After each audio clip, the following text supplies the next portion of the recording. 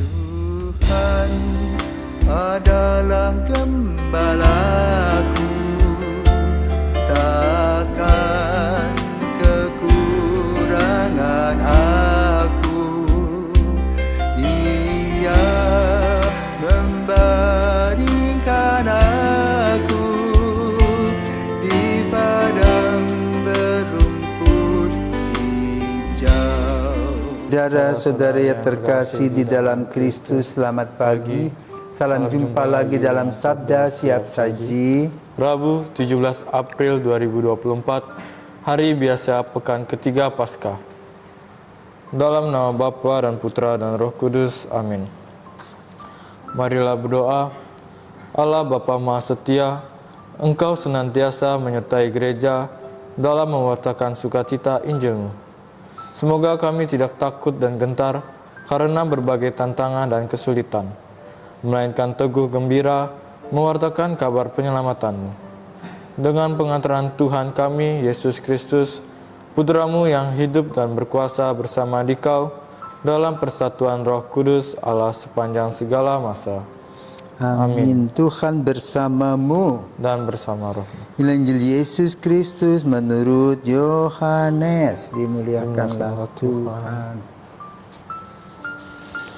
Yohanes bab 6 ayat 35 sampai 40. Di rumah ibadat di Kapernaum, Yesus berkata kepada orang banyak, "Akulah roti hidup. Barang siapa datang kepadaku, ia tidak akan lapar lagi, dan barang siapa percaya kepadaku, ia tidak akan haus lagi.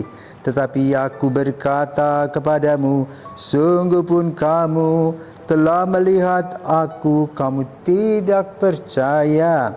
Semua yang diberikan Bapa kepadaku akan datang kepadaku, dan barang siapa datang kepadaku, ia tidak akan kubuang.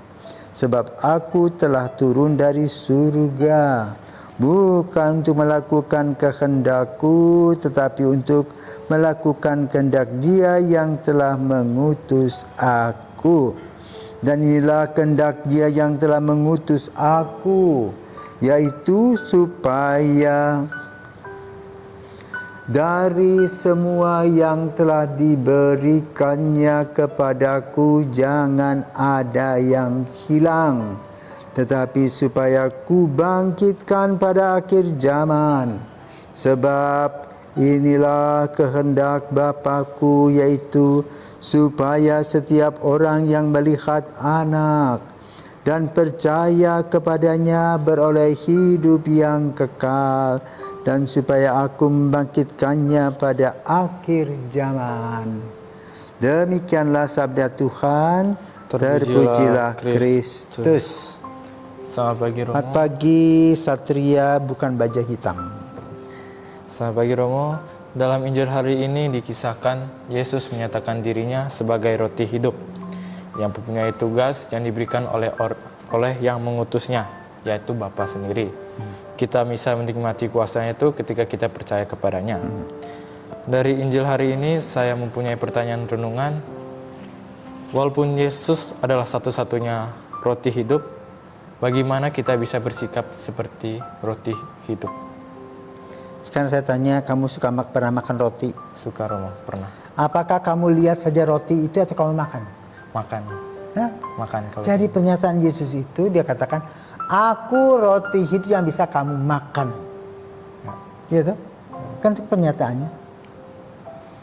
Karena dia membuat analog dengan dirinya dengan menjadi roti. Nah, roti untuk orang-orang bagian barat sana sama seperti kita makan nasi. Ya.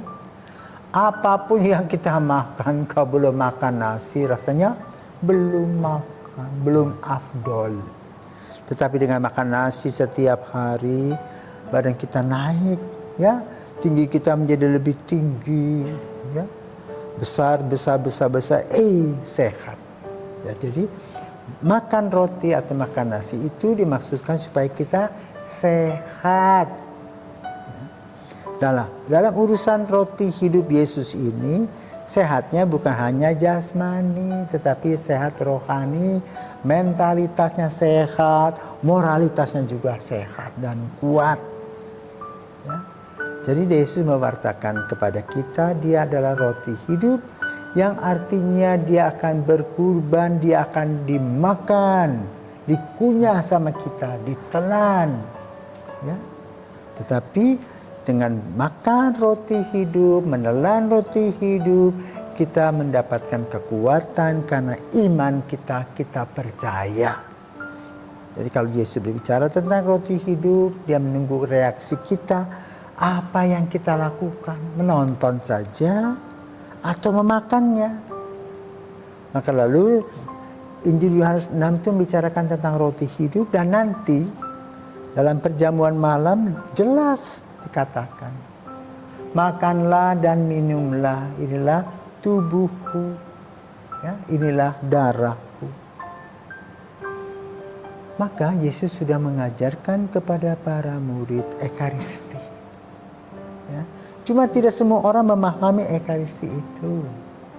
Bersyukurlah orang yang bisa memahami dan mengerti serta memahami apa Ekaristi itu bagi kehidupan nyata sehari-hari.